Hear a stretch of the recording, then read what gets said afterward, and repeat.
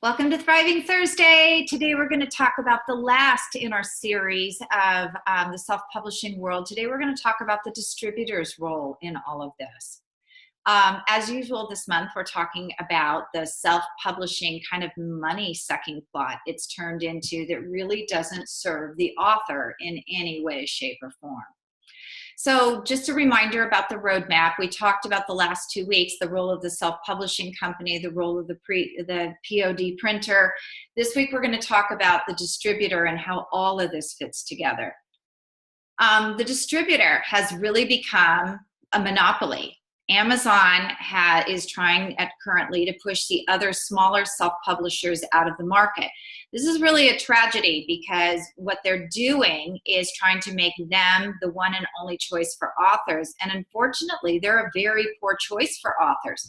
Some of their offerings actually hurt authors with some of their long-term goals.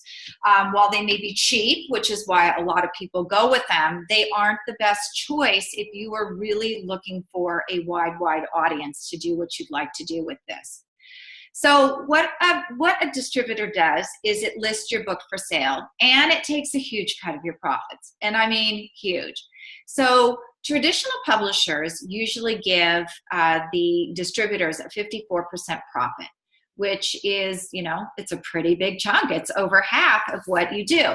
One of the beauty pieces of Amazon is that you didn't have to give them, when you went through a self-publisher, you didn't have to give them that kind of money. So it allowed the author to keep more profits in their pocket. Unfortunately now, unless you choose Create Space as your way to publish, they are punishing you for not giving them 54% like the traditional publishers. And that's really a shame, especially when I start to go over some of the reasons that you should use an outside self-publisher or a hybrid to do all of this. So here's what they actually do. They work in conjunction with the POD printer to list your book for sale. So what that means is the POD printer takes the information, they transmit it over to Amazon, and Amazon puts it on their site, usually within a matter of days. Then they trigger the POD print or carry the book in your bookstore. So what that means is when you order from Amazon, they actually trigger the order back to the POD printer to print the book. It's printed and it's shipped out in an Amazon or Barnes & Noble box. So what they do, they don't actually keep an inventory of any of this anywhere. So when it says it's out of stock, that's really misleading. It's not ever out of stock because it's print on demand. And this all happens very, very quickly. What we're seeing a lot of in the monopoly world that they're trying to do is that they'll say the book is out of stock. Maybe you can't get it for a month or two, which is an outrageous lie. It's a falsehood. And somebody needs to stand up to Amazon and point that out, that it is absolutely false that it takes that long to get it. Unless, of course, Amazon is taking the money and holding the order, which would not be a good practice either. Another thing that they do is they allow you to set up author bios, which is actually a good thing if you're setting it up correctly. I will say that one downside of a lot of the self-publishing companies is that they don't allow you to set up that author bio yourself because they don't want you to see the backside of Author Central where they put the Kindle, where they've actually set up percentages that take part of your publishing profits. They also collect sales tax and shipping for you. So the reason that's a big help is imagine the pain in the rear end of selling these on your website and actually having to collect sales tax every single time and then do a sales tax return back to your state and federal governments. That would be a huge job for such a small product. And you don't have to run down and ship it all the time too. So definite benefits there. So here are the pros. You're not responsible for the tax collection or payment.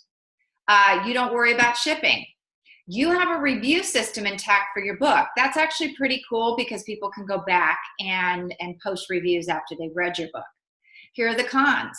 You're dependent upon the algorithm whims. One of the whims that's going on right now is that if you're through another self-publisher, they actually list your book as not readily available. That is one of the poorest business practices I've ever seen, especially when I get to the point where I explain why you shouldn't go through CreateSpace. Secondly, you don't have visibility of your customers. You don't see, that should say you are, not you. You don't see who's buying your book, and that doesn't help you if you have a business. You can be shut out for using the wrong distributor by a corrupt system, and that's exactly what's going on with Amazon right now. So here's the Amazon scam. It's a monopoly, and it's actually hurting the industry because of the way it sells books. Books published with CreateSpace are pretty much ineligible for bookstores, and here's why. They're trying to undercut everyone else in the industry, and by doing so, they're creating a system where bookstores won't take their books because they don't have enough margin left in it to have them in store. Their high distribution costs. The distribution costs right now, because of the way Amazon is set up, if you come through another self-publishing company right now, you're seeing out-of-stock messages. Some of them are just saying they're out of stock, which is an outright lie because it's POD. It's always in stock. You buy it, it comes out.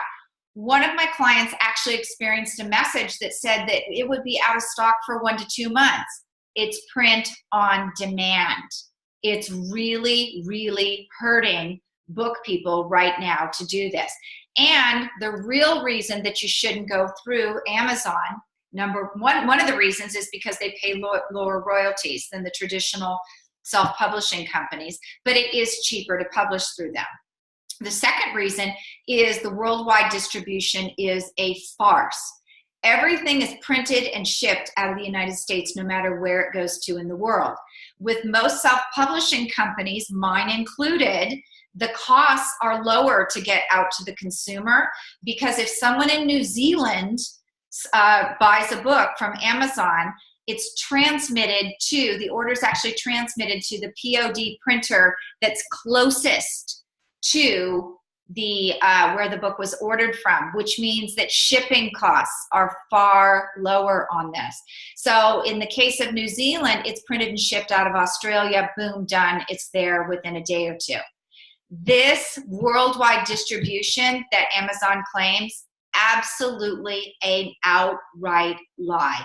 It's more expensive to get books out to foreign locations, and they pay lower royalties on them as well. Another typo. Oh my gosh, I'm a bad proofreader today. What that means is to partake in the Amazon worldwide distribution, you pay 60% of your royalties to Amazon. That's it, 60%. When you go through the other POD houses, the other self-publishers, it doesn't cost any more for worldwide distribution. It's part of the package. So you get lower royalties, and they don't have worldwide, real true worldwide distribution. Lose-lose for the author. Using other self-publishing companies, books can possibly be carried in bookstores. I've had mine in bookstores. Your royalties are higher coming out the other end. They are much, much higher. The high distribution costs and out-of-stock messages may still appear, but I have to tell you, this industry is fighting this. This is a monopoly that's being carried out by Amazon, and they want to be the purveyor of all products everywhere, and it's just not, it doesn't conform with laws in the United States. And you get true worldwide distribution with your self-publishing, true worldwide distribution. It doesn't cost you any more, and that book is printed and shipped from the closest location. So the roadmap, again, you can see how I've laid out here that the self-publishing companies, then it goes to the POD printer, the distributor is Amazon, the consumer, the POD printer actually works with the consumer as well as Amazon. And you put the order into Amazon as the consumer, they send it out to the POD printer, it ships right out to the consumer. But unfortunately, in between, distributor takes a cut, the POD charges you for the cost of the book, and then the self-publishing company marks it all up and takes a cut as well. So by the time you're done, you get nothing. This is why the system for authors is failing so miserably. There is just greed at every corner of the marketplace. So if you're not fully building out your funnel, you're probably missing out on a lot of clients and revenue, and we hope to see you back here next Thursday to talk about this some more. Have a great week.